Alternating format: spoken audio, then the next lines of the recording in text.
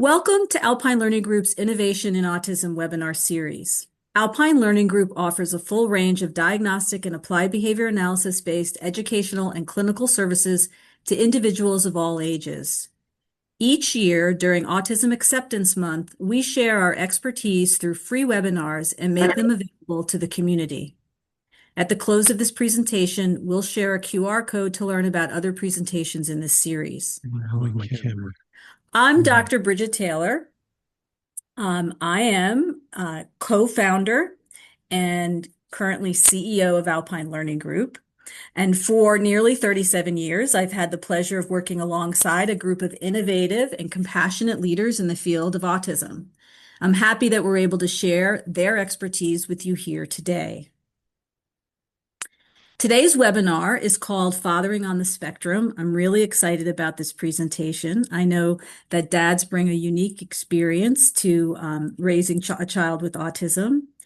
We are joined by 4 parents who have learners in our program across all of our programs, our education program, our adult program, our community services program. Jason Stomball will moderate today's presentation. He is a dad himself, although not a dad of a child with autism. He is our clinical director of our adult service programs here at Alpine, and he is joined by panelists Ed Pitarelli, Marvin Joseph, Dion Duncan, Angel Patel. And I'm thrilled that they're going to join us here today and share their experiences. I'm now going to turn it over to Jason. Thank you, everybody. Thank you, Bridget, for that kind introduction. I think the best place to start is to talk about where the idea for this topic came up, and I guess the seeds of it started about 9 years ago when my daughter was born, and I'd like to think that that experience has shaped my practice as a clinician and the way that I relate to the learners that I'm supporting. In all my time here, it struck me how often we view mom as the default parent and how many meetings I've had with mothers for our participants. And I thought that it would be really valuable to have the perspective of some of the dads from our program and what their experience has been with their children and with Alpine. So at this point, I'm going to have each of our panelists introduce themselves and just say a couple of words about who they are and what their experience with Alpine has been. So, Marvin, if you would start us off. Sure. Marvin Joseph. I am a parent of Melanie Joseph, who attended Alpine for from age 10 till the time she graduated at age, I guess, 22, because she got an extra year because of COVID. And she had gone through the school age program and the transition program. And now Melanie is working in a full-time job for the past 2.5 years, and she gets community support from Alpine. I've also been involved with Alpine as a board member. Thank you, Marvin. Angel, go ahead. Hi, this is Angel Patel. I'm father of Ivan Patel. He's with Alpine since few months now at the school. Before that, he was getting outreach services from Alpine. He's 6.5-year-old. So we have a long way to go, but very happy and excited to be part of the group. Right, and thank you very much for joining us, Angel. It's been a pleasure getting to know you a little bit better. Dion, go ahead. Good day, everyone. My name is Dion Duncan. I am the proud father of Darian Duncan, 14-year-old young man who began his journey at Alpine in 2019. And like Marvin, I'm a newer member, but I also serve on the board of Alpine Learning Group. Thank you, Dion. And finally, Ed.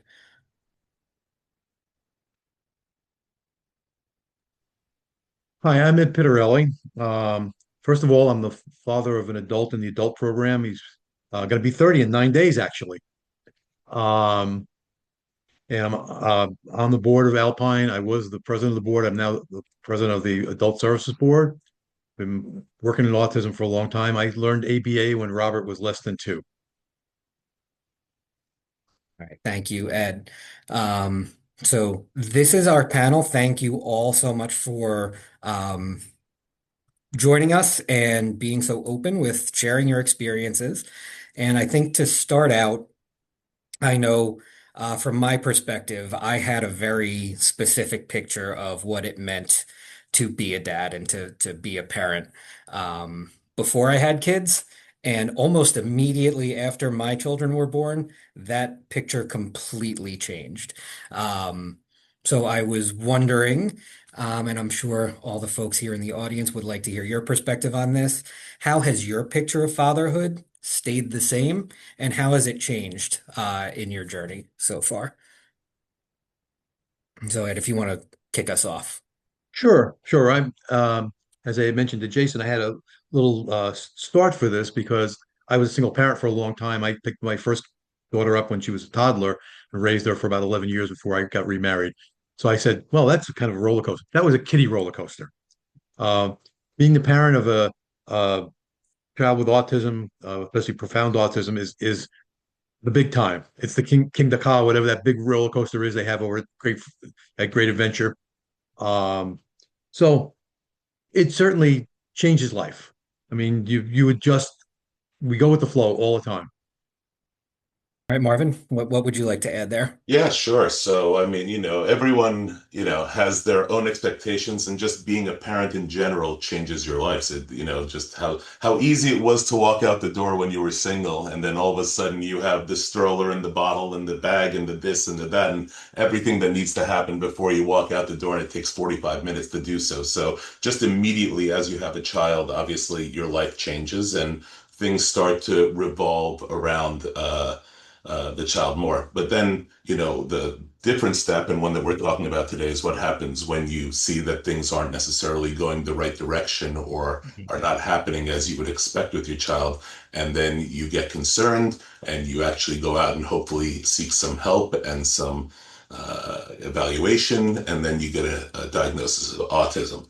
And so that obviously changes the whole trajectory of everything, because now you have a child with autism. Melanie's my oldest. We have two other children younger, and which is a little bit unusual. Most people don't have children after they have a child with autism, but we were already on the way with number two, and then we actually decided to have number three as well. So that changes everything because it's not expected, and you don't know what you don't know. So you're really going for, you started in the unknown of parenting, but there's books and help and everything for that and advice from everyone. And then all of a sudden there's very little advice or help that you can get from anyone else out there.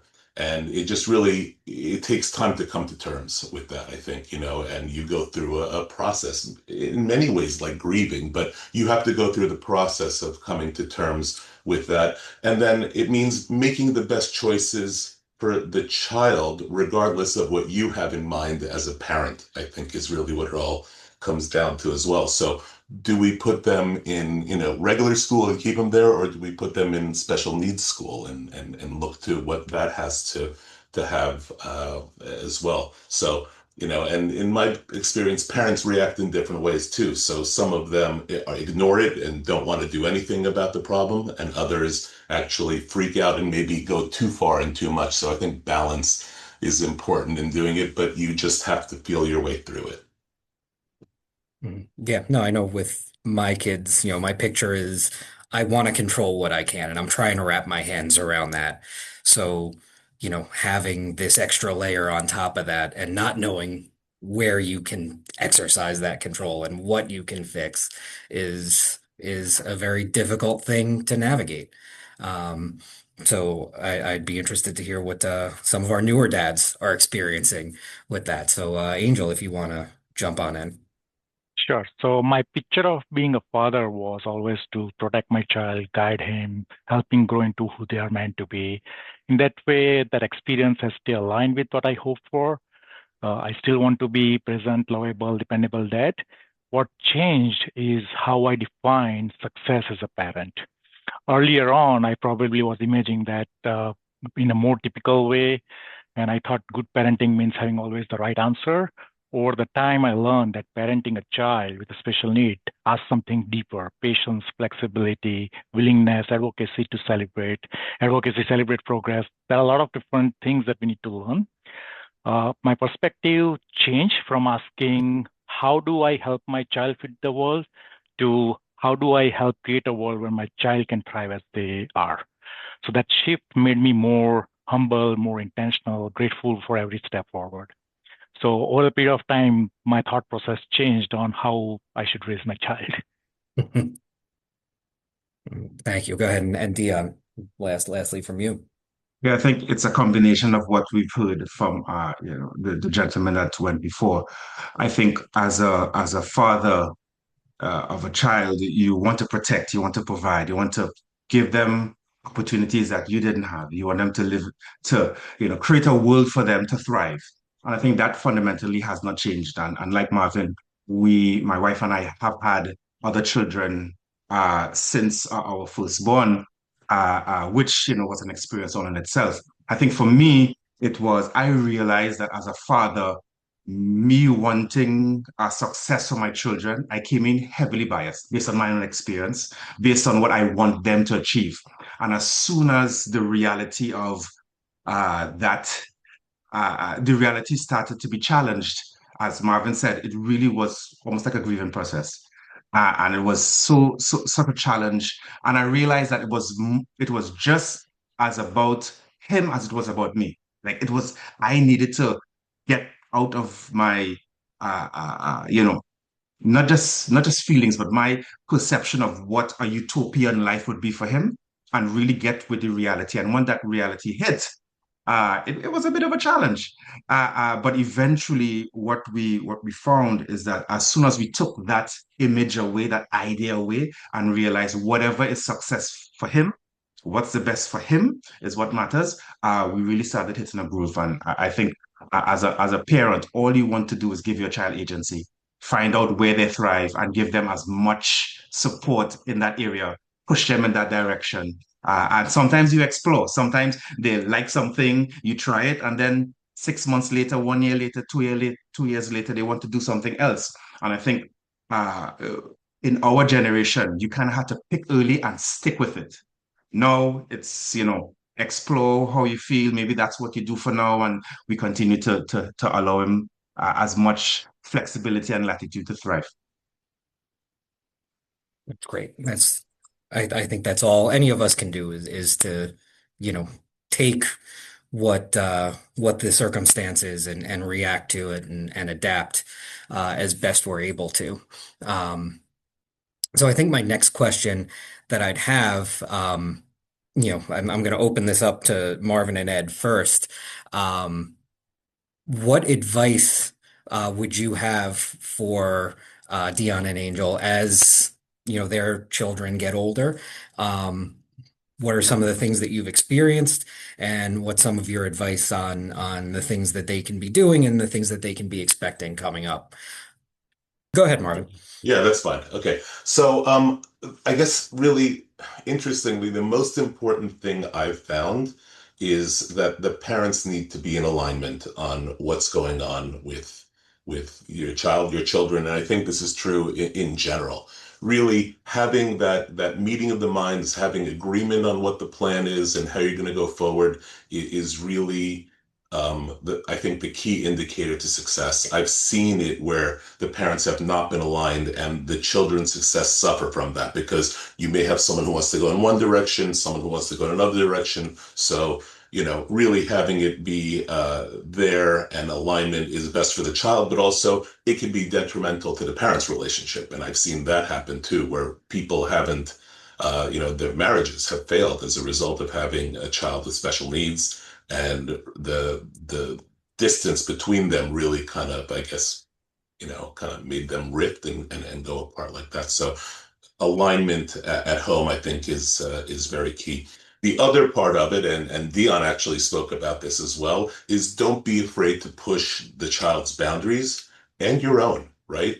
You sometimes want to protect a child with autism, but they're going to move out into the world to some level or another. They're going to grow. They're going to do things. And having that experience and that, that knowing that they're able and allowed to do those things gives them the ability to move forward and do it. So try to find areas where you can give them more freedom because, we're also worried, are they going to run off? Are they going to do something dangerous? Are they going to hurt themselves? And very often, and look, it depends on the child as well, obviously. But within those boundaries, don't be afraid to push them and don't be afraid to push your own fears out of the way too, in terms of what's going to be able to happen going forward. I'll try to add to Marvin a little bit. First of all, it does get easier with the kids as they get older. That's very important to know. It's not going to get tougher. It's going to get easier. I think a lot of it, again, as Marvin says, one is, um, you know, don't think there's a boundary on your child. Figure out, let them do things. Uh, one of the things we've done is we've continued to work as a relatively normal family. We traveled. Uh, Robert skis. Now, that's amazing to me. But he skis with in an adaptive program, but he skis very well. And Marvin's daughter skis even better. Uh, and they're both up there. But you got to allow your kids to do things, and you got to not change your family either. I mean, if you're putting boundaries on what you're doing because you have a child with autism, that's tough. I've run into people who have things where they can't drive except certain routes because their kid gets upset. And that's something you make. You've got to help the child adapt to the world. Um, and I think that's very important. The more adaptable, the better. So allowing them to do things, giving them opportunities. Uh, my son always surprises me. I'll say he'll do something. I'll say, "What?" And so you've got, and that's at 30. Okay, so it continues to get that way. So be positive and hopeful, and be part of the process always. Thank you both. And now, Dion and Angel, you can both jump in. What are some of the things that you'd like to know? What is some of the advice that you'd like to ask of a couple of gentlemen who have been there and done that? I think Ed just answered, both Marvin and Ed, but Ed, you just answered something that was very important, at least for me. It feels like at every phase of life where you just get comfortable, it's like, you have everything dialed in, they enter a new phase, the 1 to 5 where they are small, you could still pick them up, you could still control them from darting, that type of stuff. Then they get bigger. And they're going through beyond 5 to 10, they're kind of getting to know themselves, know who they are, develop their personality. And now you go from prepubescent to now you're entering the realms of raising a teenager. And teenagers alone have their own complexities, but then adding one who is neurodiverse now adds a whole new set of challenges. And my question was, and Ed kind of answered it, is how do you prepare yourself from being comfortable to then be having it all, feel like it's brand new again, and you're discovering, a new child, a new expression or a new representation of who your child is. And then the other part was something that Marvin spoke about is the trust. Because they are who they are, we want to create an environment where control as many factors as possible, like down to the letter. But as they grow, you have to put trust somewhere. Is it in people? Even if he was neurotypical, I won't trust people that much. But you have to trust people. You have to trust systems. You have to trust, things. And I think, how do you go from them living in your home, you could control what they eat, when they eat, what they do, to literally letting them go into society now and start building a life together? How do you learn to, let go of those reins a little bit? That's a big one for me. Uh, It's not easy. I mean, my youngest is 19. She's a freshman in college now. And I look at her and I still see the 5-year-old with little ponytails and everything else like that. And having the right conversation at the right level. I mean, she's 19. If I think of myself as a freshman in college, I knew everything. I didn't need to listen to my parents. I didn't have, and you need to remember that in your mind that you were 19, you were 15, and you knew what you knew then. And to kind of treat them with that level, because as parents, I think we still see the little kids. It moves so quickly, and especially with someone with autism, like we're talking about here with Melanie, letting her go out into the world and do what she needs to do. I'm continuously surprised by what she is able to do and how she does it. And I have to say, a lot of it is thanks to Alpine. I mean, she's had a wonderful education and a wonderful environment there where she was able to grow. And we just want to let them kind of do what they can to achieve their best potential. And that means that we're not going to be sitting there over them all along. It's hard. I'm not going to, pretend that it's not hard to do, but you just have to put trust and faith into, I mean, obviously cautiously at first, but as you see it, you move further along. Not easy. Thank And you. any other thoughts on that?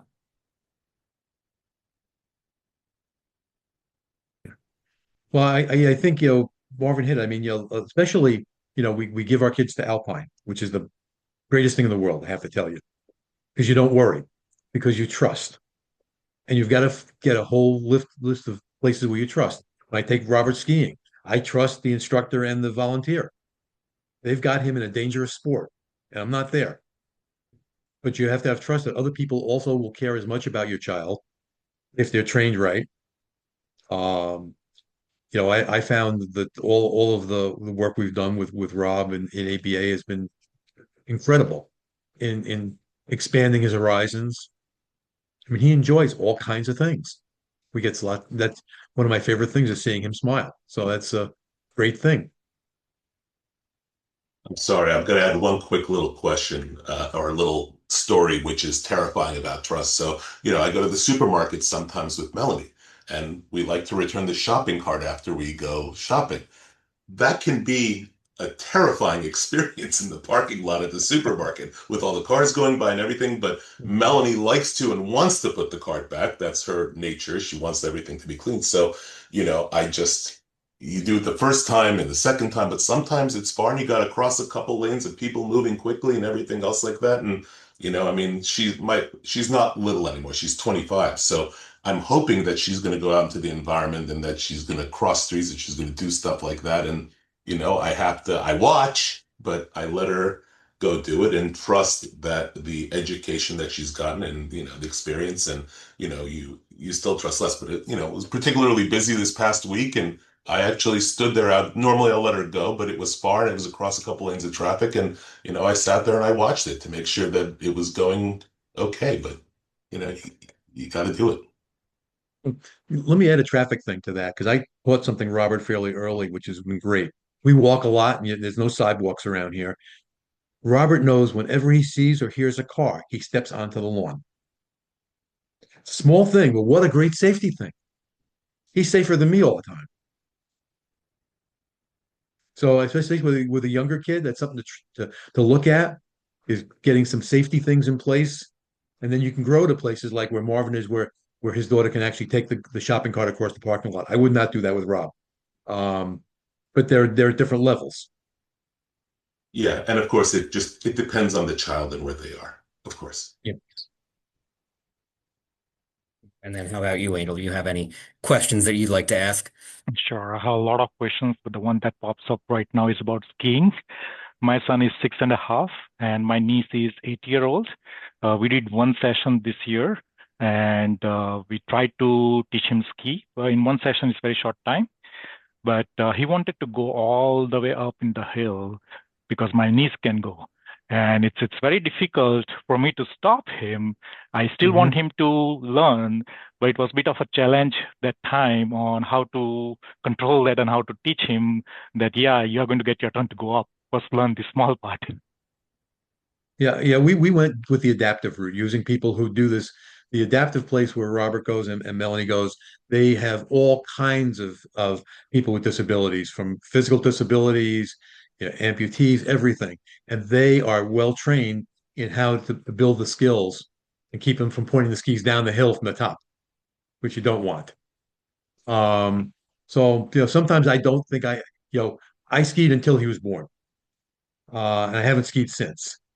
And I just don't know that I have all of the perfect skills to teach somebody who may not be very verbal and may not, you have to learn how to really manage. So he started on a harness, for instance, and then they worked from a harness down to just having things on his skis so he wouldn't cross them. And now he just skis.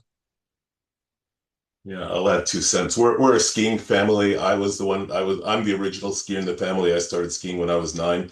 I did not teach any of my children how to ski because they don't listen to me anyway. So I would recommend that you use the adaptive program. It's fantastic. Melanie is the product of 18 years now in the adaptive program. She skis the entire mountain, double black diamonds, no problem. She's on the race team there, and she's as fast as anyone skiing in front of her. But it wasn't always that way, and that's Wyndham is particularly a nice place because they have an adaptive program, and for your other children they have regular programs there and everything. So if skiing is something that's of interest to you, I think that's the closest place that has all of that in available there to do. And the adaptive program is very welcoming. Like I said, that doesn't matter what the challenges are, or they have kids that have kind of cerebral palsy or muscular dystrophy or all kinds of issues. They can't move. They literally put them into one of those sleds with the skis with the outriggers and they take them down. They're going to get anyone up on skis and have a great day doing so. And then you don't have to teach your children how to ski because they don't listen to you anyway. Yeah, I think that's definitely a universal experience that all of us have. None of our kids, they all know better. Doesn't matter how old, how young they are, Yep. they all know better. Um, I guess moving on. The next question I have, and I'm going to open this up to everybody, anyone can jump in. I don't want this to be everybody waiting for the teacher to call on them. Um, when Ed and I first talked about this panel, something that he said really resonated with me, and the experience that Ed shared with me is that he didn't know what he didn't know. At that point, everything has been unexpected to this point, and I think that's an experience that I've had with my own kids. And again, that extra layer that you all have with that. I'm going to open this up to the group. What would you say has been the most unexpected thing that you've learned? It could be a practical skill. It could be something, about yourself. Really anything. What's the most unexpected thing you've learned on this journey? The Dion and Angel want to start first? Sure, I'll start. So the main part that I felt like earlier, big wins is what I was thinking of all the time. But I learned that the most unexpected thing is the biggest wins are the small ones, like having a calm day, self-regulation, moment of connections. So all those small victories are more bigger than the big victories is what I learned. I was not expecting that before being a special need parent, special need child parent. Mhm.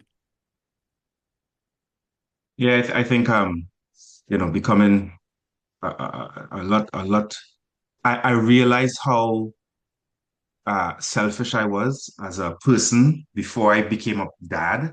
And because Darian was my firstborn, this was my first foray into being a parent. So this is I had no reference point, nothing. This was it. And I realized how selfless you need to be a parent in general, but then how selfless and full of empathy and compassion you need to have to raise a neurodiverse child. But then it extends a bit further. It's like once we got onto this journey, the scales on my eyes fell off, and I noticed in the community you could see kids who are neurodiverse or who are special needs, and there's so much empathy you have for parents who may not have access to resources or may not, know how to navigate the system, because we didn't know how to navigate the system and we had to learn it in a brute force method, and we had to get a lot of losses before we got wins. Right. And it's just such you end up having such a big heart for those out there who are going through the same things you went through.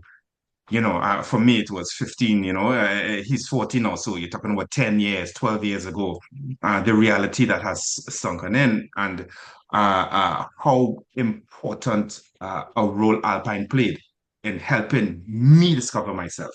I didn't expect to discover myself when we got into Alpine. I thought it would be all about him, and it would be great for him. It's a great opportunity. And here I was on a pathway of my own self-discovery. I didn't expect none of that. I didn't expect to go as deep into my feelings and my thoughts and the representation of myself and my ideas as much as has happened. And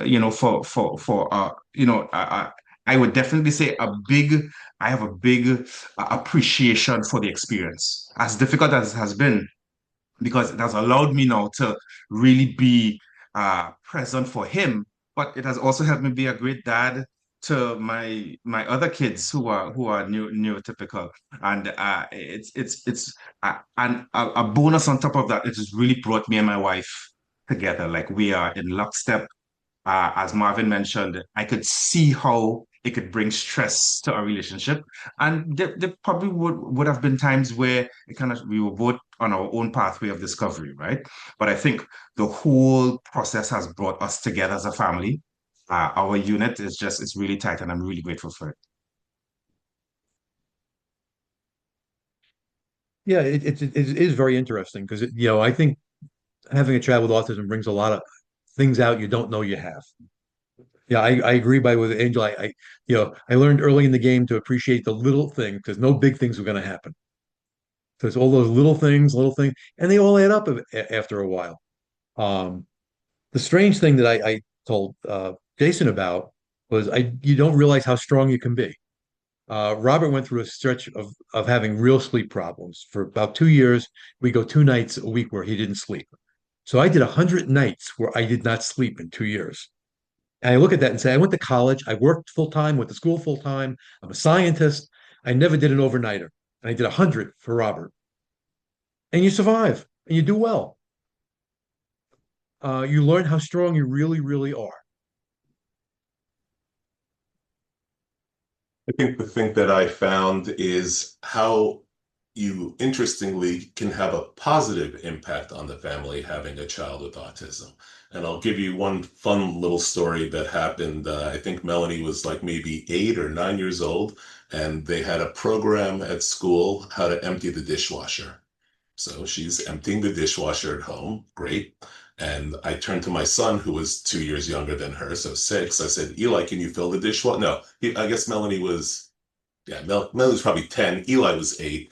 Eli, can you fill the dishwasher? So it's after dinner, and he has the dishes in the sink, and he has to put the dishes in the dishwasher. And then I turned to my youngest, Sydney, and I said, Sydney, can you wipe the table? Because she wanted to do something. She needed to be involved in this whole thing. So we had 2 nights of practice like that. And then I turned to my wife after dinner one night and I said, honey, you all good? Kids, thank you. And we got up and we left the table, and they looked at each other like they had no idea what happened. But you know what? They went and they cleaned and they did their tasks, and and we came and we helped them the first couple times. But after that, that was their job. And very interesting, the positive impact you can have on a family and just in general. So interesting little story. Thank you for all those. Marvin, one thing that you said that really leads really nicely into the next question that I had for you all. You mentioned that you were a ski or no, Ed, I'm sorry. You mentioned that you were a skier up until the moment Rob was born, and you haven't skied since. What I'd like to hear from you is what kind of balance have you found for taking care of yourself, for taking care of the needs the rest of your family, while also addressing the needs of your children with autism, and what supports and resources do you access that helps you navigate those times? Yeah, well, we really reshuffled a lot, having Robert, and his twin sister has Crohn's, so she's got a different issue, and which we've dealt with all along too. So uh, we changed careers, which worked out very well. My wife is actually a BCBA now, and she's a retired school special ed teacher. But basically, we looked at what kind of support we needed to provide to keep the family running well, and we shuffled around. I could no longer travel internationally. That just wasn't going to cut it. But basically, we restructured a little bit, but in the end, the family runs well. I can tell you that having Robert really strengthened my daughter. She's married and off on her own, and she managed. I'm always impressed at how well she manages her life, and I'm sure some of that was working with Robert and helping us with Robert here. She reminds me she's a minute older, by the way. Um, but certainly it changed our lives, but as was mentioned, you get closer in your family. You've got a real focus and a purpose. It's not a free for all life anymore in any respect. Um, so that's basically what's happened in our family. At this point now, I spend all of my time doing things like volunteering at Alpine. Marvin? Yeah, sure. So, I mean, look, balance. I think everything reaches its equilibrium and it takes time to do so. So, you have a child, then you have a child with autism. Things change and the flow of life changes. And then you have two more children and they're different ages. Luckily, the way it goes, it feathers out. So, you need to spend attention and time on all of your children. And luckily for us, Melanie was the oldest. So, a lot of the getting her into the program and the initial things that you do with a young child with autism, we were able to take care of kind of first. And then to Ed's point that you made, now you're at, you're in Alpine and you trust it. And I don't want to say it's on autopilot, but it gets easier as they get older. So every family finds their own balance. And when do I get to take care of my own needs? I don't. I'm a father with three children and the one with autism. And, we'll worry about that, I guess, later on in life, is kind of what it all boils down to. But I think that it doesn't matter if you have a child with autism or not. That is typically the way that it goes and how it works out. But yeah, I think it gets easier as it gets older and you find your balance in with your spouse and with your kids and with your life. Yeah, I think uh, for us, because he's our firstborn, we had a chance to, make some of the adjustments ahead of having other children. But again, when you enter the different phases of life, things change, what they need from you change. But as a father, I think uh, Marvin touched on it. It's you do whatever it is for your children. They didn't ask to be here, you know. Their part of the deal is I'm here, so now take care of me and support me all the way through. And I think because I am committed to making sure that my family is all good, all of the decisions I make, even when it comes to career or business outside there, is how does this now benefit the family? To Ed's point, for about a 10-year, 12-year period of my career, I was gone every other week, every week sometimes, to far flung places. But as the needs changed, you have to adapt those things. And you had to kind of take a pivot in my career to step away from that heavy of a travel to be present for the family. And it's not just for him, I have a relationship with my wife that I need to make sure that is also flourishing, and with our other children, that's also flourishing. So the level of sacrifice that is required, it's really making sure that if you have a pie, they get all the slices of the pie first. You save some for yourself. I'm learned and I'm still learning to save enough of a slice for yourself. But make sure that everybody's good, because you eventually they will all be gone, independent, doing their thing, and you would have all the time to play as many rounds of golf and as many days on the slopes as you want, and all of those things. Tinker with your cars, whatever it is you want to do, understand that it's just for this time block. It's a time block, and once it's gone, it may not all come back all at once, but as one child goes off, there's a little bit more, and as one another child goes off, there's a little bit more, and before you know it, hey, all of the time that you dreamed of is now available to you. So I think I've thought about it that way, and the balance is not on a daily basis. It's invest now, and the payoff will come in a time, God's willing. Great. So I'll go next. Yep. Balance is something that's ongoing. It doesn't happen. It changes every time, right? So for us, every 6 months, we are rethink and realign our thought process. So last year, he started learning to ride a three-wheel scooter. So I was like, okay, I can jog with him. So I adjusted my priority, my jogging time along with his scooter riding time. And I was having my jogging time and he was riding his scooter. Same way this year, I like to ride bicycle. So he learned riding bicycle. He's not fully independent, but he learned riding bicycle a little bit this year. So now I'm thinking to ride bicycle along with him. So changing our way of how we think about our priorities, because we earn all that is for family, to spend a good time with family. But if we cannot do that, then it doesn't make any sense. So we are continuously, like every 6 months, I feel like we are realigning on what we do and changing our priorities in terms of what he needs and how we can make our life easier along with him. So that's very ongoing task for us. In terms of support, I do get support from friends, family, like very close family member. I ask them, like, if you have like my friend's son is 7 year old, so I tell him, okay, for next 2 hours, tell him to play with my son. Now they don't play together much, but he's still around, so it gives me break time to spend time with my friend. So there are a lot of ways. Every kid situation is different, but I'm able to find different ways where I can spend some time with my friends, my family. Along with that, he get his fun time. Great. And then I want to leave enough time in case anyone that's attending has any questions. But the last one, I'll open it up to everybody. We've talked a lot about challenges and we've talked a lot about support needs and all those things. I'm going to ask a question that unfortunately we don't spend a lot of time on. But what's a memory or a story that you think of it and it brings that immediate smile to your face? Because I think that's what it's all about at the end of the day. Angel, you can go ahead first. Sure, there are a lot of different memories, but the most one is like now my son is able to play with toys appropriately for appropriate time. It took a while, like many years, for us to reach this stage, but now he can do that. And every time I see him, I'm really happy to see him playing by himself.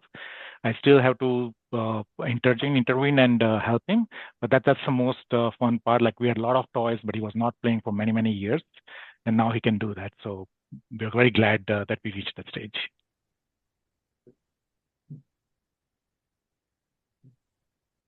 I think for me, you know, as Angel said, there's so many things that kind of gives you think about the different skills he's acquired or things he's achieved. But for both my wife and I, our son has been doing swim lessons for a number of years. And I think it was last year sometime. We go to the pool every weekend, and we're just there to support, etc. Because sometimes he will have vocalizations, whatever it is. And then it was almost like overnight, he started swimming, like he got the strokes, and he was doing laps in the pool. And I took a video of my telling my wife, I was like, babe, he's actually swimming. And I think there's more water in my eyes than the pool because I was so much pride, so much joy, so much, almost relief because he's naturally drawn towards pools and naturally drawn towards bodies of water. And initially we started off just, let's do this for safety. And now that he's enjoying himself in the pool, following the instructions, actually making laps up and down the lane, it gave us at least it gave me and my wife such a sense of achievement.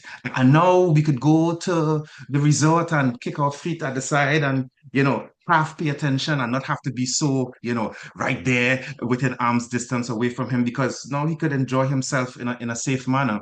And these are the things that if you allow, as Marvin said, if you allow them to kind of be themselves and pick the directions that they want to go in and then support them down that direction, they could do or whatever it is that they want to achieve. So that's something that really continues to give us hope for the future because there's so many other things that he still has to achieve. Um, So one of them, we were fortunate. Melanie went through all of Alpine and the transition program, and we were lucky enough she was able to get a job after she graduated. And as I mentioned before, she's been there 2.5 years. And last summer we were going to take a few days off, and her supervisor, her boss, normally has no problems, but we were going to take a few Fridays off because we were going down to the beach or something like that. And I called her up and I told her that. And then she said, okay, but like a little hesitant on the okay. Normally everything's like, no problem, okay, And she was like, okay. And I'm like, I asked her, I'm like, is there a problem with hours? And she said, well, we're very busy this summer.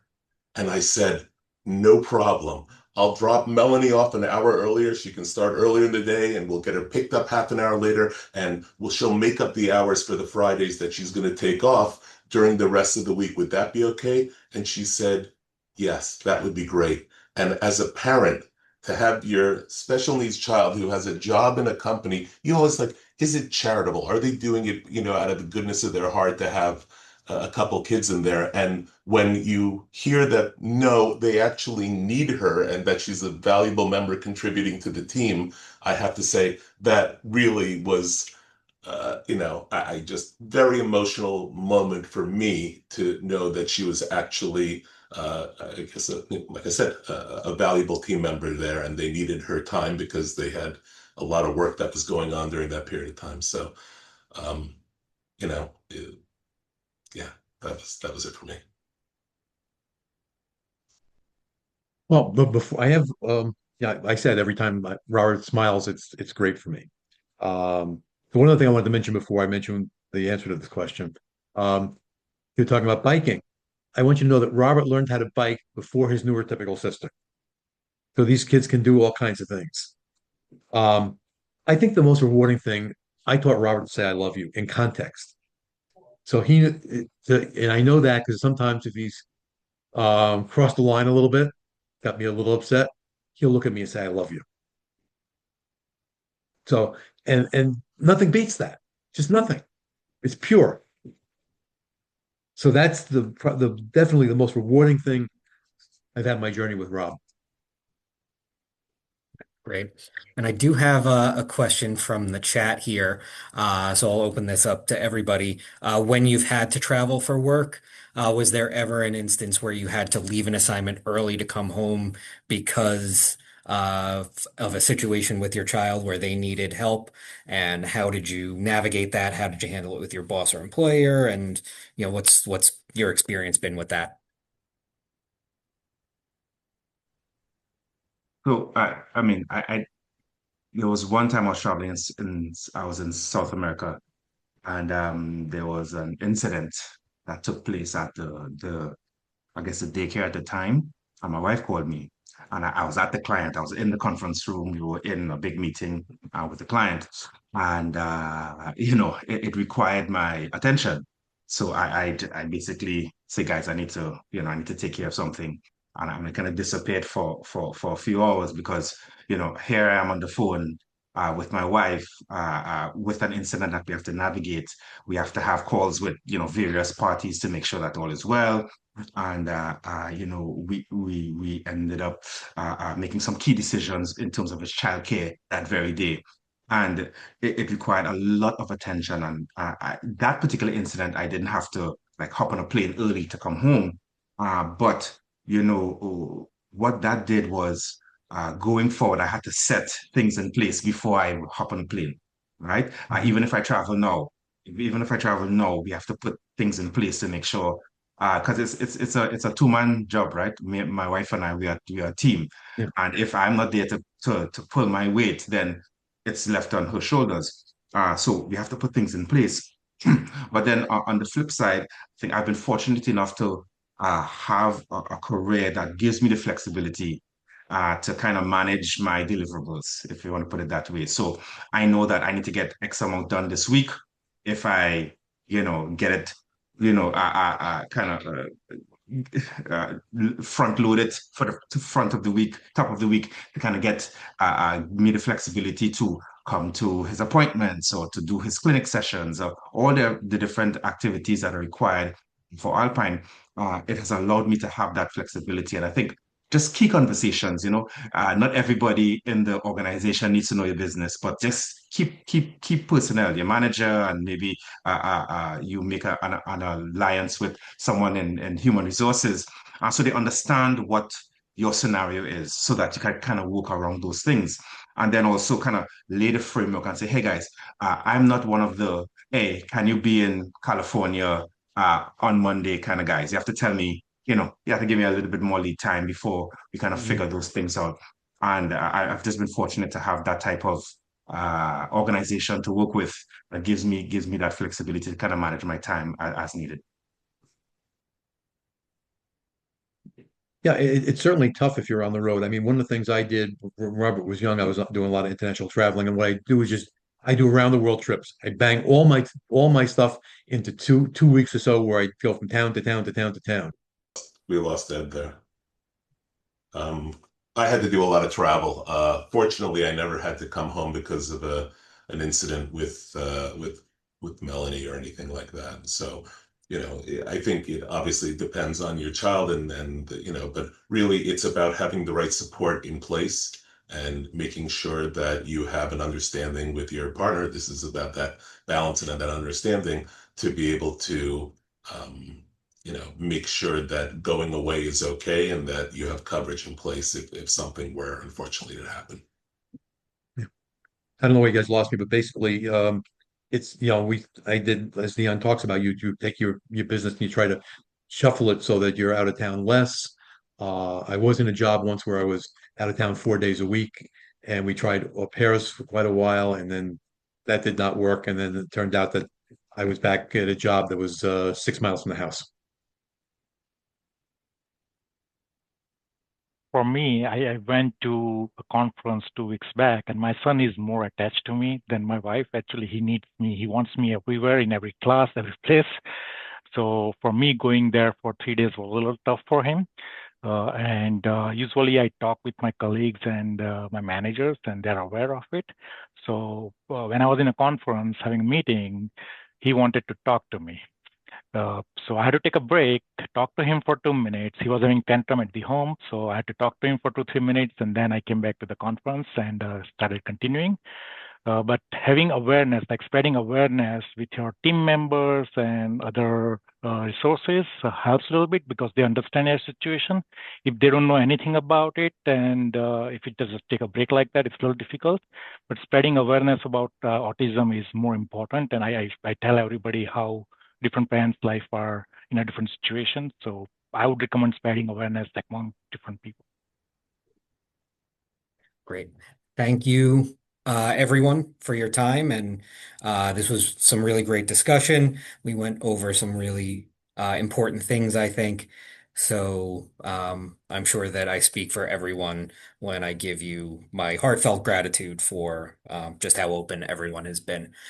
So now I'm going to hand things back to Bridget. Thank you so much, Jason.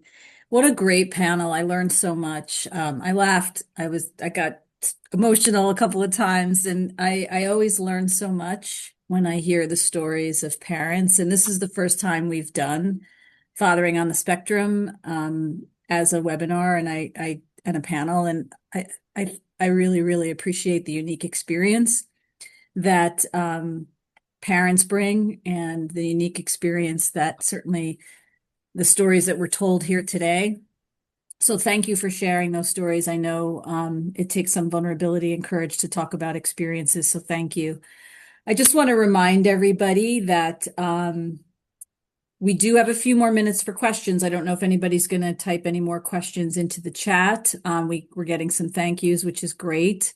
But I wanted just to remind everybody about our services at Alpine. If you're new to Alpine, you don't know about our services.